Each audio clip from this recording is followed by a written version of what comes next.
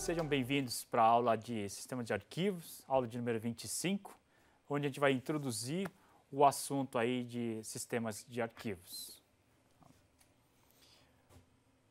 Bom, na aula passada a gente concluiu com a parte de entrada e saída, onde a gente finalizou falando do hardware do disco. Falamos o que seria um cilindro, trilha, setor, como é que um disco ele pode ser formatado, com cylinder skill, com entrelaçamento, tá? E a gente aí concluiu com o assunto aí de clocks, clock de hardware, clock de software, né? Onde o clock de hardware ele gera os pulsos aí, seria o batimento aí do tambor, né? Que vai dizer em que tempo, né, cada tarefa ela deve ser executada. Por exemplo, no ciclo de instrução, a gente tem a instrução para buscar a instrução, decodificar a instrução e executar a instrução. Tá? Em cada passo, passo que é executado, a busca, a decodificação e a execução é realizada através do quê? Através do clock e do clock físico, o clock de hardware. Né? E quem faz toda a parte de cálculo do tempo de um processo, time slice, o tempo de uso da CPU, tá? A data e a hora do sistema, quem faz tudo isso são os clocks de software, né? Seriam clock drivers. Né? Então a gente viu toda essa parte e hoje a gente já tem aí vamos dizer assim, a infraestrutura, o conhecimento da parte de entrada e saída, então a gente já tem subsídios aí para falar sobre o sistema de arquivos. Bom, o sistema de arquivos, inicialmente, né, vamos só motivar aqui a parte importante do arquivo. Queria só dizer já para vocês que o sistema de arquivo, na realidade, é a parte mais visível do sistema operacional. Tá? É o arquivo.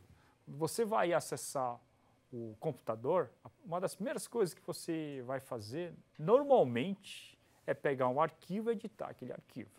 Tá? E por isso, o sistema de arquivo é importante, porque justamente vai dar a interface, os subsídios, né, para acessar os arquivos. Então, o módulo do sistema operacional que vai armazenar de forma persistente, tá, essa informação, tá, no disco. Tá? O disco que a gente estudou aí na aula passada. Né? Bom, então é necessário que armazenar e recuperar esses dados. Ainda mais que a gente está numa época aí que a gente chama de Big Data, né? Onde a gente tem os 3 Vs, né? De volume, variedade e velocidade. Né? Seriam os 3 Vs aí importantes do aspecto aí de Big Data. E para isso a gente precisa, obviamente, do quê? Obviamente do disco. Tá? O disco e vamos dizer assim, aqueles conceitos de RAID, onde existe uma variedade de disco, mas o sistema operacional só enxerga um disco. Tá? Mas para isso a gente precisa o quê? A gente precisa de um sistema de arquivo, que é um módulo do sistema operacional que vai gerenciar esses arquivos. Tá? Então, a informação gerada por um processo ela deve continuar após a finalização desse processo. Isso a gente chama de persistência. Né? Dá acesso a essa informação para múltiplos processos, para vários processos diferentes, de maneira paralela, concorrente, e essas informações devem ser o quê? Independentes aí para cada processo. Tá? Esses processos ela devem o quê? Devem acessar esses arquivos fazendo aquelas técnicas de exclusão mútua que a gente citou aí na aula de gerenciamento de processo. Tá? Bom, armazenamento persistente são criados pelos processos, né? Processos podem ler e escrever em arquivos ou ainda criar novos arquivos. Essas informações devem ser persistentes, né? Ou seja, elas não podem ser afetadas, tá, pela criação ou finalização de quê? De um processo. Então, o processo finalizou a sua execução dentro do ciclo de vida do processo, a informação ela deve o quê? Deve ser permanente, ela deve continuar a existir. Tá? Então, esse é o conceito da persistência. Né? Então, arquivos também gerenciados pelo sistema operacional são estruturados, nomeados, acessados, né? protegidos, implementados e gerenciados, né, por meio do que a gente chama aí de chamado de sistema. E uma delas, né, obviamente, é o quê? É a instrução open, né? Quando a gente abre um arquivo, a gente dá uma instrução open. Essa instrução open é uma chamada de sistema que permite o quê? Que permite o acesso através do quê? Através do system calls. O que seria esse system call? Só para recapitular, né? Seria uma chamada de sistema, seria a forma que uma aplicação ela tem como entrar no modo do kernel, né? Tem como chamar a atenção do kernel, que é executar uma instrução que se encontra implementada no nível do kernel. Tá? E o sistema de arquivo, então, seria parte do sistema operacional por tratar o quê? Por tratar desses arquivos e estruturar, o que eu digo tratar? Seria estruturar, nomear, acessar, tá? Permitir o uso, proteger, implementar e gerenciar esses arquivos. Tá? E como falei, é a parte que é a parte mais visível, né, do sistema operacional. Tá? Ponto de vista do usuário. Existem dois pontos, né? Tem o ponto de vista do usuário, alto nível, de novo, aquela estrutura de camadas, né? Interface, como os arquivos aparecem, são nomeados e protegidos, né? A forma de nomear, proteger os arquivos, assim como as operações aí que podem ser realizadas. Né? Por outro lado, tem a parte de mais baixo nível. Na parte do baixo nível, seria as camadas mais abaixo as camadas inferiores do sistema operacional. As camadas inferiores, elas vão indicar como os arquivos são armazenados, né? Estão fisicamente no disco, né? Então, existe o quê? Existe toda aquela parte de cilindros, setores, tá? Trilhas, né? Toda aquela parte de acesso, melhorar a performance, fazendo um skill, ou fazendo o quê? Fazendo entrelaçamento. Então, tem toda essa parte aí que o sistema operacional vai fazer para o quê? Para prover o armazenamento físico do arquivo. Tá? Como eles são referenciados? Existem links também. Além da cópia física, né, existem links onde um arquivo pode ser visto no outro diretório de forma o quê? De forma que o acesso possa ser feito, né? Possa ser feito num outro diretório. Tá? Isso é muito comum, tá? Para mim, que eu já mexi bastante com o Linux, era bastante comum quando eu tinha que compilar um kernel do Linux num ambiente embarcado, e para isso a implementação do kernel dizia que um determinado arquivo do sistema tinha que estar no user/bin, só que ele não estava lá. Então, o que tinha que fazer? Tinha que criar um link. Tá? Eu não copiava diretamente o arquivo, criava um link para chamar no outro diretório. Então, tudo isso é feito o quê? Tudo isso é feito mais na parte baixa do sistema operacional, tá? No que tange ao sistema de arquivos. Agora, vamos falar um pouco dos arquivos em si, fazer uma introdução, antes de entrar no assunto de arquivos propriamente dito. Tá? Então, primeiro, a parte de nomes. Nomes é muito importante, né? A parte de nomes. Né? Então, inclusive na parte aí de redes, né, tem um sistema de nomes. O IP, o IPv6, né, IPv4 e IPv6 são o quê? São nomes, tá? Nomes de dispositivos. Aqui a gente está falando de quê? Nomes de arquivos. Ambos, tá? Nomes, né? Sistema de nomes encontram no sistema operacional. Tá? Então, quando foram criados, né? Quando eles são criados, eles são batizados com um determinado nome. E, através desses nomes, eles são referenciados. Né? Então, tem um tamanho máximo, uma restrição que veio e foi aceita pelo MS-DOS, primeiro sistema operacional largamente utilizado, né? Utilizava no máximo 8 caracteres aí para representar um nome. Tá? Letras, números, caracteres especiais poderiam ser utilizados aí, como vocês estão vendo aqui. Né? Bom, alguns nomes, eles são, sistemas operacionais são case sensitive, né? Ou seja, o Unix é sensível a letra maiúscula, minúscula, então esse arquivo aqui vai ser diferente desse arquivo aqui. O Windows, o DOS, né, não utiliza esse mecanismo. Então, esse arquivo aqui é o mesmo desse arquivo aqui. Tá? Bom, no Windows 95, NT, 2000, né, herdaram as características aí do sistema de arquivos do MS-DOS, né, e, consequentemente, eles não são sensíveis a maiúsculo e minúsculo, né? Em particular aí, né, o Windows NT, WinNT e o Win 2000 usam o quê? Usam um sistema de arquivo próprio que a gente chama de NTFS, que a gente vai ver aí nas próximas aulas. Tá? Bom, extensão dos arquivos. Tem o nome e a extensão. Extensão é de 1 a 3 caracteres, no caso do DOS. Do Unix são mais de 3 caracteres e podem possuir o quê? Podem possuir várias extensões aqui. Tá? Então, aqui tem um programa em C que aparentemente está compresso aqui, né? Tá com exemplo.c.z. Né? Assim como pode suportar o uso sem extensão, nome da extensão, né? Nome mais extensões, no Unix não pode ultrapassar dessa quantidade. Então tem restrições, tem padrões de nomes. Né? Tudo tem nome aí. Então inclusive tem um sistema de nomes, né? Como falei para vocês, tanto de arquivo, computadores, tudo tem um nome adequado para cada recurso. Né? Bom, extensão é geralmente associada a algum aplicativo, então .doc a gente sabe que é o Microsoft Word. Né?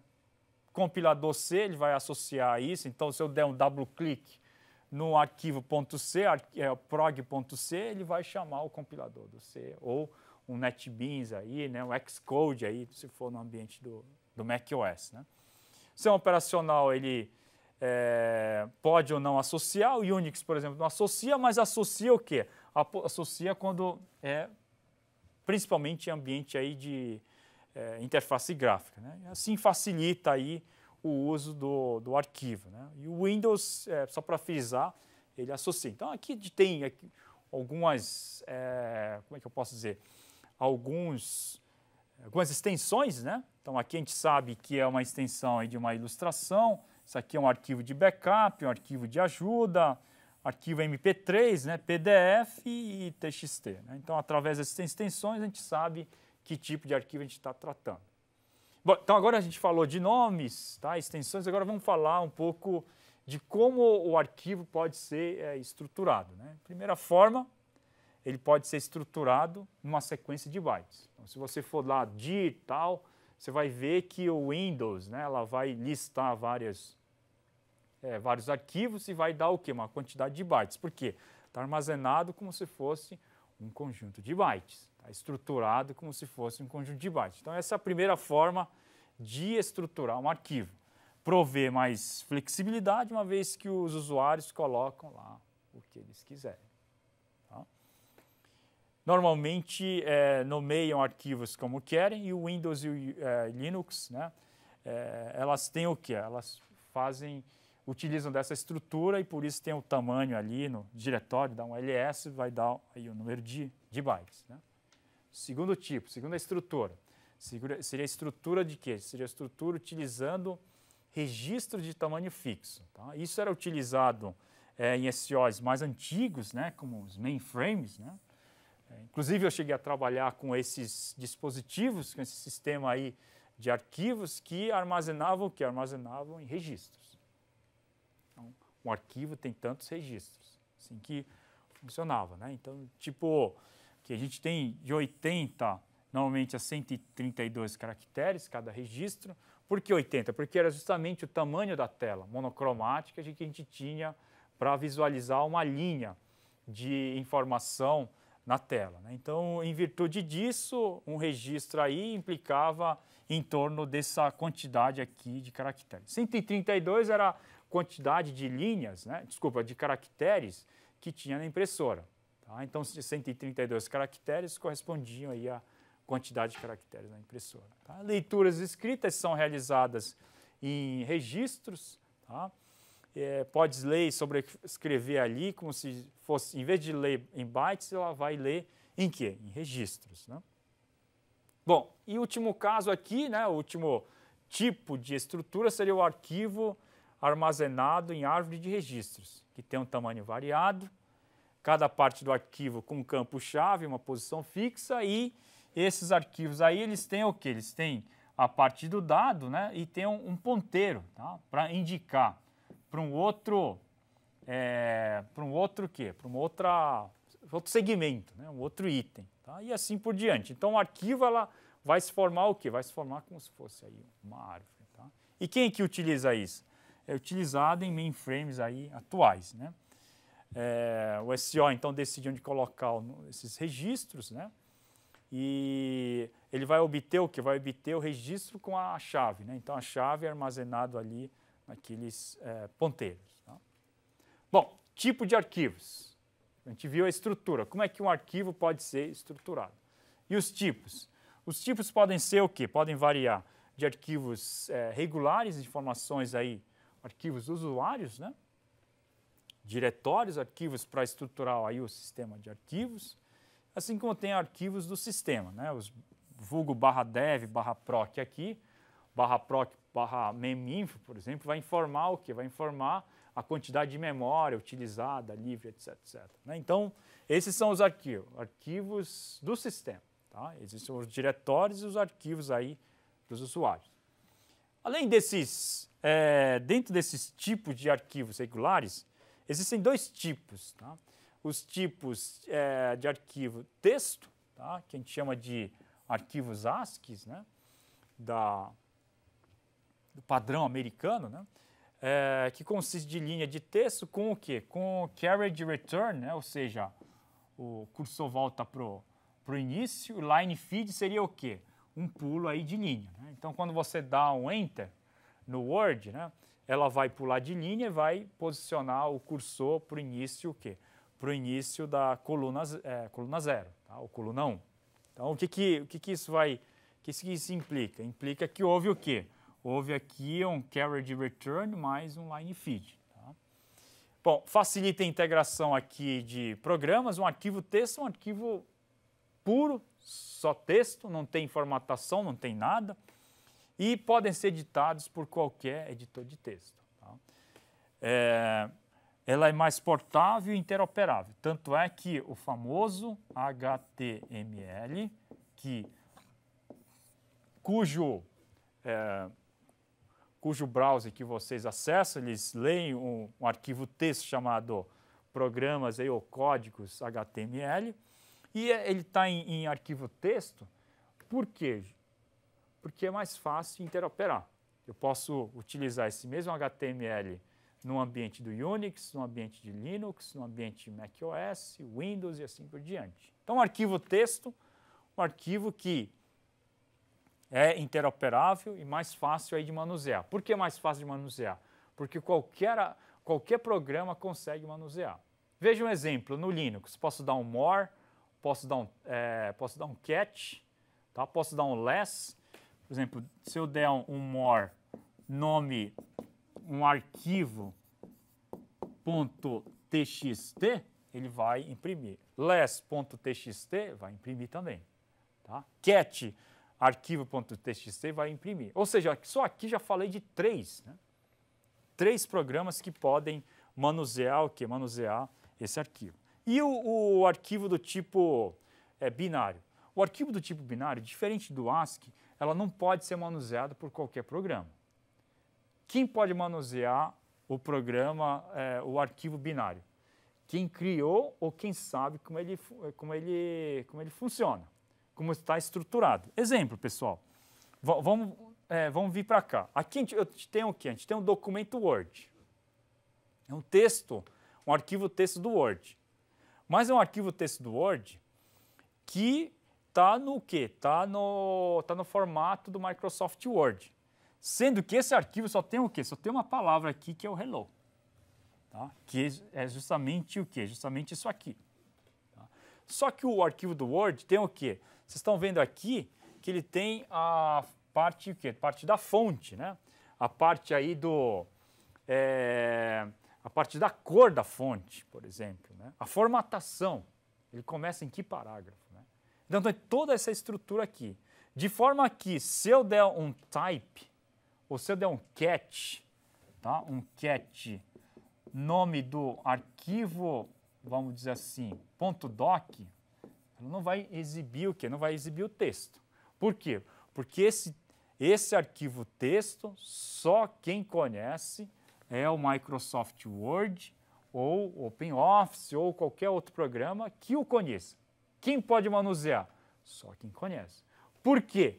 Porque ele é um arquivo que é um arquivo binário. Tá?